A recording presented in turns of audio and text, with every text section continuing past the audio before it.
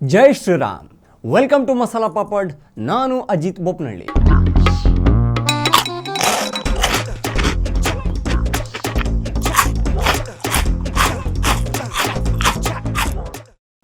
Final destination ಈ ಸಿನಿಮಾವನ್ನು ಅನೇಕರು ನೋಡಿರಬಹುದು. ಒಬ್ಬ ವ್ಯಕ್ತಿಗೆ ಭವಿಷ್ಯ ಕಣ್ಣು ಮುಂದೆ ಬರುತ್ತೆ.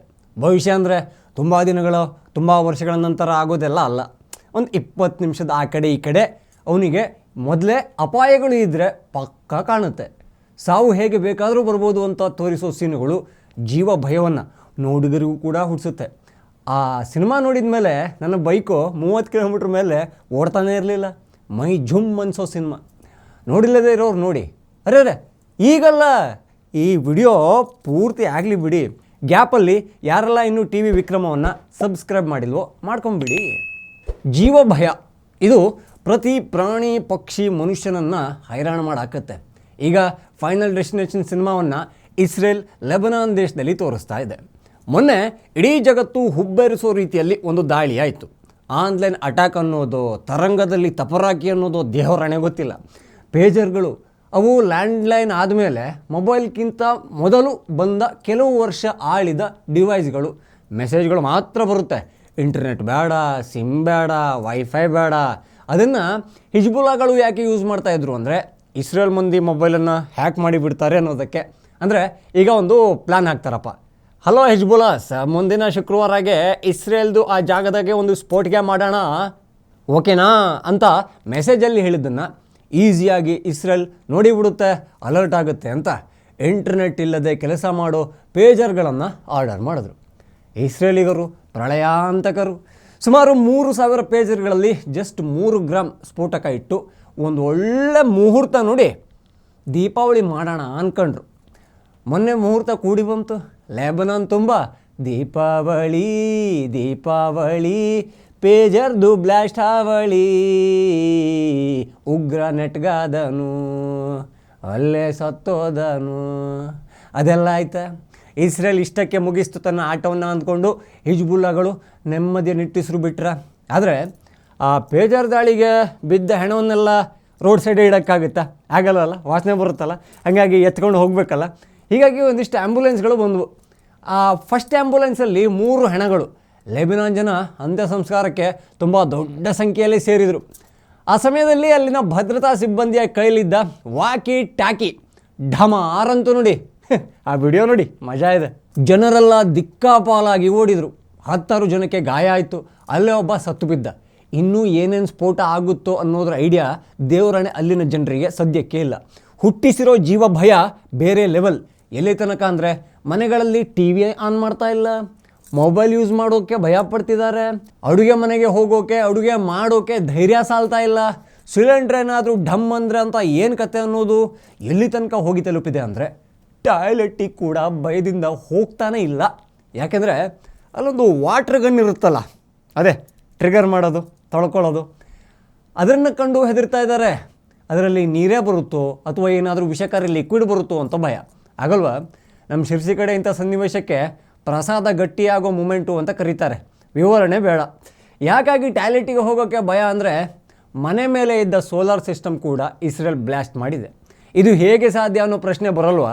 ಸೋಲಾರಿಗೆ ವೈಫೈ ಇಲ್ಲ, ಇಂಟರ್ನೆಟ್ ಇಲ್ಲ, ಹ್ಯಾಕ್ ಮಾಡಿ ಬ್ಲಾಸ್ಟ್ ಮಾಡೋಕ್ಕೆ ಆ ಸಿಸ್ಟಮ್ ಪೂರಾ ಊರುಬಾಗ್ಲು ಮಾಡಿದ್ದಾರೆ.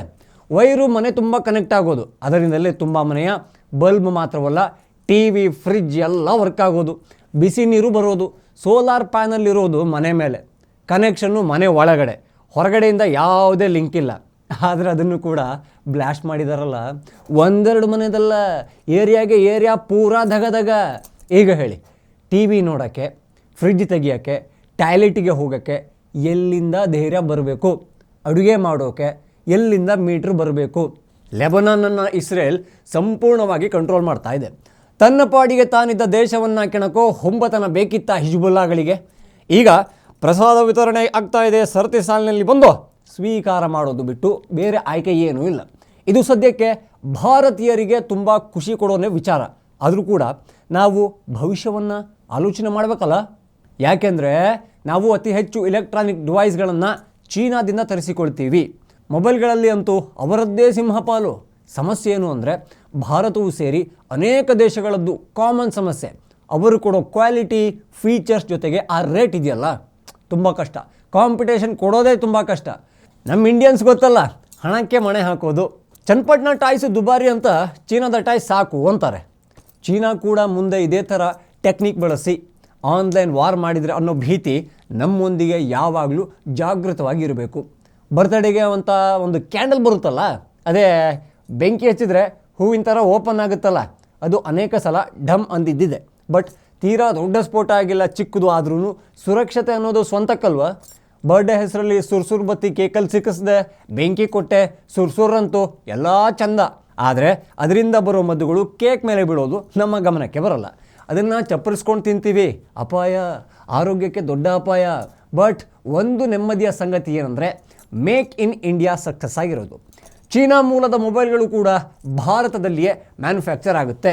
ಅವರ ಸಿಸ್ಟಮ್, ಅವರದೇ ಸಾಫ್ಟ್ವೇರ್ ಇದ್ದರೂ ಕೂಡ ಕ್ವಾಲಿಟಿ ಚೆಕ್ ಮಾಡೋರು ನಮ್ಮ ಭಾರತೀಯರೇ. ಹೀಗಾಗಿ ಸದ್ಯಕ್ಕೆ ನೆಮ್ಮದಿ ಹೌದು, ಆದರೆ ಮೈ ಮರೆಯೋ ಹಾಗಿಲ್ಲ. ಟ್ಯಾಂಕರ್ ತಗೊಂಬಂದೆ, ರಾಕೆಟ್ ಹಾರಿಸ್ದೆ, ಮಿಸೈಲ್ ಚಿಮ್ಮಿಸ್ದೆ, ಸೈನಿಕರನ್ನ ಗಡಿಯಲ್ಲಿ ಇಟ್ಟೆ, ಗನ್ ಕೊಟ್ಟೆ, ಗುಂಡಾರಿಸ್ದೆ, ಇವೆಲ್ಲ ವಾರ್ ಹೌದು. ಆದರೆ ಭವಿಷ್ಯದಲ್ಲಿ ಯುದ್ಧಗಳು ಹೀಗೆ ಇರುತ್ತೆ ಅನ್ನೋಕ್ಕೆ ಆಗಲ್ಲ. ಈಗಾಗಲೇ ನೋಡ್ತಾ ಇದ್ದೀವಲ್ಲ, pager blast, walkie talkie blast, solar system blast. ಅರ್ರೆ, ಈಗ ಇಸ್ರೇಲ್ ವಿರೋಧಿಗಳು ನೆಮ್ಮದಿಯಾಗಿ ಮೊಬೈಲ್ ಬಳಸೋಕ್ಕಾಗುತ್ತಾ? ಭಯವಿಲ್ಲದೆ ಲ್ಯಾಪ್ಟಾಪ್ ತೆಗೆದು ಕೆಲಸ ಮಾಡೋಕ್ಕಾಗುತ್ತಾ? ನನ್ನ ಫೇವ್ರೇಟ್ ಸಿನಿಮಾವನ್ನು ಟಿ ವಿಯಲ್ಲಿ ನೋಡೋಕ್ಕಾಗುತ್ತಾ? ಫ್ರಿಜ್ಜಿಂದ ಚಿಲ್ಡ್ ಬಿಯರ್ ತೆಗೆದು ಧೈರ್ಯದಿಂದ ಕುಡಿಯೋಕ್ಕಾಗುತ್ತಾ? ಎಲೆಕ್ಟ್ರಿಕ್ ಸ್ಕೂಟರ್ ಹತ್ತೋಕ್ಕೆ ತೊಡೆ ನಡಗಲ್ವಾ? ಕಾರ್ ಸ್ಟಾರ್ಟ್ ಮಾಡಿದಾಗ ಢಮ್ ಅಂದರೆ ದೇಹ 786 ಪೀಸ್ ಆಗುತ್ತೆ ಅನ್ನೋ ಭಯ ಕಾಡಲ್ವಾ? ಬಟ್ಟೆಗೆ ಐರನ್ ಹಾಕಿಕೊಳ್ಳೋಕ್ಕೆ ಮನಸ್ಸು ಬರುತ್ತಾ? ಅದೆಂಥ ಪ್ರಾಣ ಭಯದಲ್ಲಿ ಹಿಜ್ಬುಲ್ಲಾ ಉಗ್ರರನ್ನು ಇಸ್ರೇಲ್ ಇಟ್ಟಿದೆ ಅಂದರೆ ಅನಾಹುತ, ಅಸಾಮಾನ್ಯ, ಅಮೋಘ, ಅತ್ಯುತ್ತಮ ಹಾಗೂ ಅಭಿನಂದನಾರ್ಹ. ಜೈ ಶ್ರೀರಾಮ್. ಟಿವಿ ವಿಕ್ರಮ, ದೇಶ ನಿಮ್ಮ ಕೈಯಲ್ಲಿ. ಈ ಕಾರ್ಯಕ್ರಮ ನಿಮಗೆ ಇಷ್ಟ ಆಗಿದ್ದಲ್ಲಿ ಲೈಕ್, ಶೇರ್ ಹಾಗೂ ಕಮೆಂಟ್ ಮಾಡಿ. ಟಿವಿ ವಿಕ್ರಮದ ಕಾರ್ಯಕ್ರಮಗಳನ್ನು ನಿರಂತರವಾಗಿ ವೀಕ್ಷಿಸಲು ಸಬ್ಸ್ಕ್ರೈಬ್ ಮಾಡಿ, ಬೆಲ್ ಐಕನ್ ಒತ್ತಿ.